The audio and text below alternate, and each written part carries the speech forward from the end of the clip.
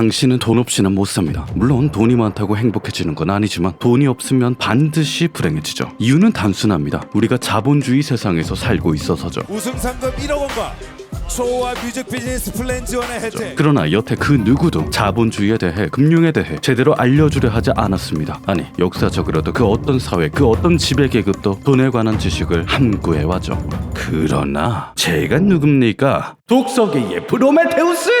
드디어 돌아버렸네.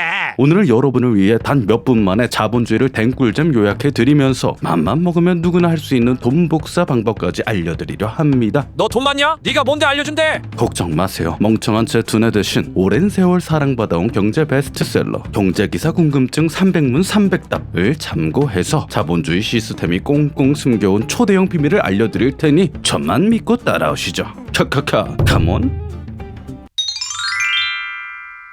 돈 복사 스킬을 처음 발견한 사람은 100년 전 이탈리아의 찰스 폰지. 은행에서 일하던 찰스는 어느 날 자본주의의 비밀을 깨닫고는 사표를 던졌습니다. 그러고는 곧장 부자들을 찾아 나한테 돈 맡기면 2배로 불려줄게. 라고 귀띔했죠.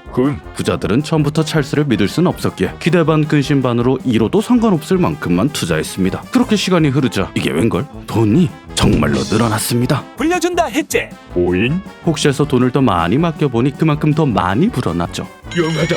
찰스의 돈 복사 스킬을 본 부자는 주변 부자들에게 호들갑을 떨며 이 소식을 전했습니다. 야 진짜 된다. 너도 넣어봐. 돈이 불어나는 만큼 투자자는 더 많이 몰렸고 그럴수록 돈은 더 많이 불어났습니다. 찰스님 최고. 자, 이 방법을 사용한 건 찰스만이 아닙니다. 초호화 요트와 자가 비행기를 가진 재벌 투자자 메이도프 역시 찰스와 같은 방법으로 수십조에 달하는 돈을 복사해왔다죠. 메이도프는 막강한 투자 수익률을 보장하며 수십 년간 유명세를 떨쳐왔고 그의 탁월한 돈 복사 스킬에 스티븐 스필버그 같은 유명인들도 극찬을 아끼지 않았습니다. 메이도프는 신이다. 그러나 때는 2008년 세계 금융 위기가 찾아오면서 달러의 가치가 떨어지기 시작하자 투자자들은 맡긴 달러를 돌려받기 위해 우르르르 메이도프를 찾아갔습니다. 그런데 계세요? 계세요? 그는 이미 런한 뒤였죠. 아니 이상하죠. 맡긴 돈을 그냥 있는 그대로 돌려주기만 하면 될 것을 굳이 도망까지 친 이유가 대체 뭐였을까요? 그 정답은 바로 돈 복사 스킬의 본질에 있습니다. 그러니까 그게 뭐냐고. 자, 알려드릴 테니 따라해보시죠. 여러분도 할 수 있을 정도로 아주 간단하고 쉬운 방법이거든요. 리얼? 자 들어가자. 우선은 부자 A, B와 친목을 쌓습니다. 그리고 자기에게 돈을 맡기면 겁나게 불려주겠다고 입을 터십시오. 그렇게 A와 B가 성공적으로 돈을 맡겼다면 A의 이자를 B의 돈으로 줍니다. B의 이자는 A의 돈으로 주죠. 이런 식으로 해주다 보면 부자들 사이에도 입소문이 날 겁니다. 영하다. 그러면 들어오는 돈은 더욱더 많아질 거고요. 혹시 사기 아니야? 이제부터는 A가 의심의 눈초리로 맡긴 돈을 다 내놓으라 하더라도 이응. 언제든지 꺼내줄 수 있습니다. 오인 진짜였네. 다시 넣어줘. 말이 짧다. 넣어주십시오. 그렇게 쌓인 신뢰는 더 큰 돈을 모으고 더 큰 돈은 더 많은 신뢰를 만들죠. 어디서 들어본 방법 같다고요? 네, 그렇습니다. 돈 복사 스킬의 정체는 바로 폰지 사기. 스킬 창작자 찰스 폰지의 이름을 딴 이자 돌려막기 스킬이죠. 이런 미친 범죄잖아. 네, 무기징역 감옥행 확정인 특수범죄 스킬입니다. 이 정신 나간 놈이. 드디어 구독자들을 깜빵에 보내려 왔네. 걱정 마세요. 당연히 진짜 해보라고 알려준 건 아닙니다. 그저 누군가가 당신 돈으로 폰지 사기를 한다는 사실을 알려주기 위해서였죠. 누가야? 은행이요. 우리가 주고받는 돈은 대부분 디지털 숫자로만 기록됩니다. 그리고 그 부분이 허점이 되죠. 아마 당신은 은행 어플에 찍힌 잔액을 얼마든지 지폐로 꺼내쓸 수 있다 생각하셨겠지만 그중 90% 이상은 실제로 존재하지 않으며 사기업인 은행이 있다고 주장하는 돈입니다. 거짓말 같으시다고요? 제 채널 골고 장담컨대 국민은행이든 신한은행이든 어떤 은행이든 전 국민이 우르르 몰려가 예금한 돈을 몽땅 내놓으라고 하면 은행은 순식간에 망해버릴 겁니다. 그야 실제로 있지도 않은 돈을 빌려줬으니까요. 제발 구라 좀 치지. 여기 교과서에도 다 나와 있습니다. 이름하여 신용창조. 정부는 은행과 약속했습니다. 정말 최소한의 돈만 남겨놓으면 사람들에게 실제로 없는 돈을 빌려줘도 된다고요. 지금 우리나라는 그 최소한이 7%니까 당신이 신한은행에 100만 원을 맡긴다면 신한은행은 그중 7만 원만 남겨두면 당신 돈 93만 원을 남에게 빌려줄 수 있는 거죠. 뭐? 내 돈을? 네, 굳이 따지면 당신 돈이죠. 그럴 수도 있나? 아직 감이 잘 안 잡히시죠? 그러나 더 놀라운 일은 지금부터 시작됩니다. 자, 가정을 해보죠. 전 세계에 돈이 딱 100원밖에 없고 그걸 님이 가지고 있다고 쳐봅시다. 당신은 100원을 은행에 넣어둡니다. 그러면 은행은 최소한만 남기고 당신 돈 93원을 남에게 빌려줄 수 있죠. 그러면 제가 그 돈을 빌려보겠습니다. 94원을 빌린 너진 똑은 그 돈을 신한은행에 넣어둡니다. 그럼 전 세계 통장에 찍힌 숫자를 다 더하면 얼마인가요? 님 통장에 찍힌 100원은 그대로입니다. 근데 제 통장에도 93원이 찍혀있죠. 그럼 통장에 찍힌 숫자를 다 합치면 얼마인가요? 전 세계에 있는 돈은 100원 뿐이지만 통장에 찍힌 숫자는 193원이 됩니다. 띠용. 아직 끝이 아닙니다. 제가 따로 신한은행에 입금을 했으니 이런 일이 한 번 더 반복되겠죠. 제 93원을 받은 신한은행은 그중 7%만 남기고 다른 사람에게 빌려줄 테니까요. 그러면 이제 통장에는 얼마가 찍혀 있을까요? 100원, 93원, 86원. 통장에 찍힌 숫자의 총합은 279원이 됩니다. 이걸 한 번 더 합니다. 86원을 받은 은행은 80원을 다른 사람에게 빌려주죠. 그럼 통장에 찍힌 숫자를 다 합치면 359원이죠. 그럼 한 번 더 합시다.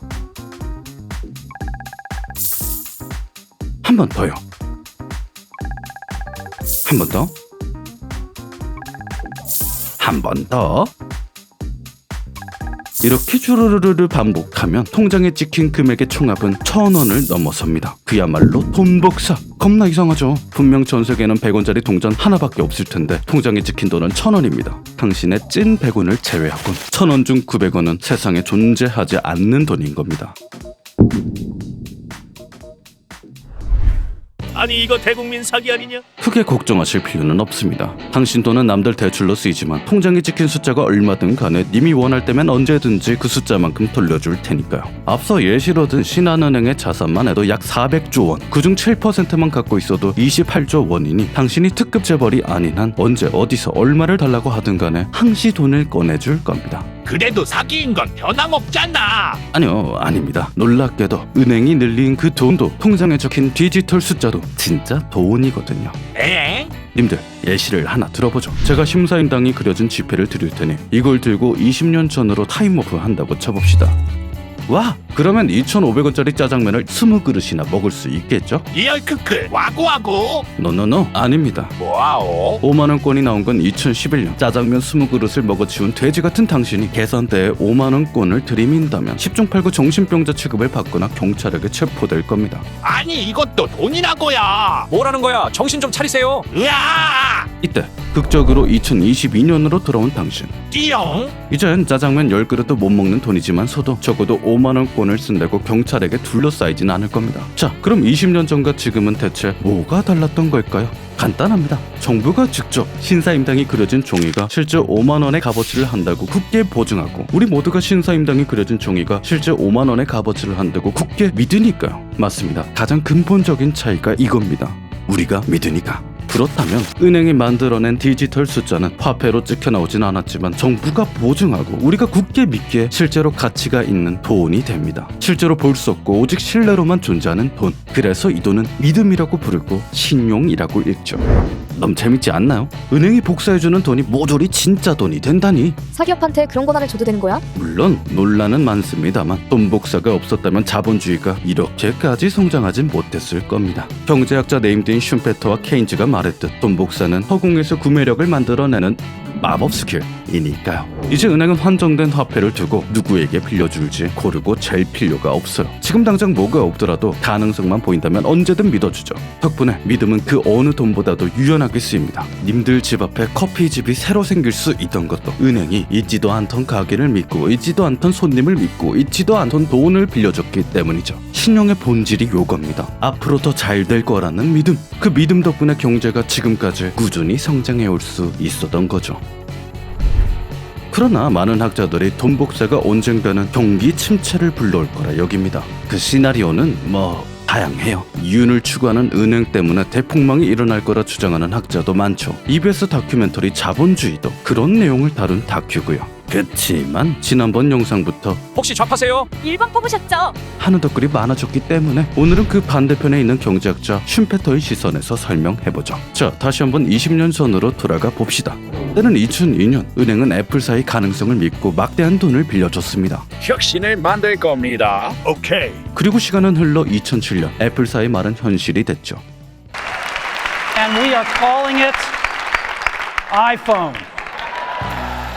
스마트폰은 그 자체로 혁신이었습니다. 그렇다면 스마트폰이 나오고 시장은 어떻게 변했을까요? 한번 짐작해 보시죠. 그거야 당연히 네, 그렇습니다. 스마트폰이 등장하자마자 수십 수백 개의 시장이 파멸했고 수많은 사람들이 빚더미에 나앉았습니다.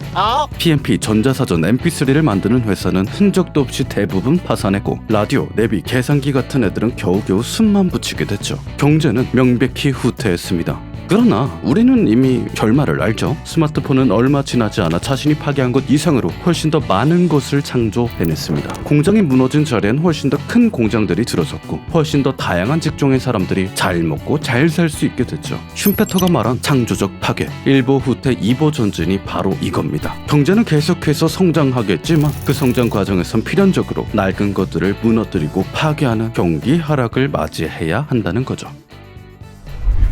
그래서 결론은 뭐냐? 슌페터 말처럼 일보 후퇴 2보 전진이든 프리드만 말처럼 대규모 인플레이션이 찾아오든 간에 규모의 차이는 있지만 아무튼 우리는 필연적으로 경기 하락세를 맞게 된다는 거죠. 그리고 그 시기가 오면 누군가는 빚폭탄을 직방으로 맞을 것이고 또 다른 누군가는 경기 하락을 예측하고 안전한 곳으로 대피해 있을 겁니다. 그걸 어떻게 미리 예측하죠? 물론 머나먼 미래가 어떻게 될지는 하느님도 부처님도 모르시지만 정말 다행이게도 코앞에 다가올 기회와 위험은 그것만 있다면 누구든지 예측할 수 있답니다. 그게 대체 뭐냐고요? 그건 바로 과학계선 저의 경제기사 궁금증 300문 300답입니다. 광고잖아. 물론 광고지만요. 채널 걸고 장담컨대 진짜 좋은 책입니다. 주식은 언제 사고 파는지, 불황은 왜 오고 환율은 뭐길래 그렇게 난리인지 경제의 A부터 G까지 알기 쉽게 알려주면서 우리의 답답한 속을 시원하게 풀어주죠. 만일 당신이 경제기사를 볼 때마다 두통부터 느끼는 경제 까막눈이라면 자본주의 시대를 현명하게 잘 헤쳐나가고 싶으시다면 경제기사 궁금증 300문 300답이야말로 깊이 얕은 선무당 책과 부담스러운 전문서 사이에서 할 수 있는 최고의 선택이라 확신합니다. 자, 여러분, 우리는 지금 경제라는 태풍의 눈 위에 서 있습니다. 팬데믹의 공포가 채 가시지 않은 지금 수많은 요인이 경제를 변화시키려 하고 있고 우리는 결국 머지않아 이 거센 바람을 견디지 못하고 휩쓸려 날아가 버릴지도 모르죠. 그러나 누군가 길을 잃고 헤매는 동안 누군가는 기어코 바람을 헤지고 돌아올 테죠. 그 차이는 재산도 명성도 정치 이념도 아닐 겁니다. 그들에게 차이가 있다면 오직 한 가지, 아는 거겠죠.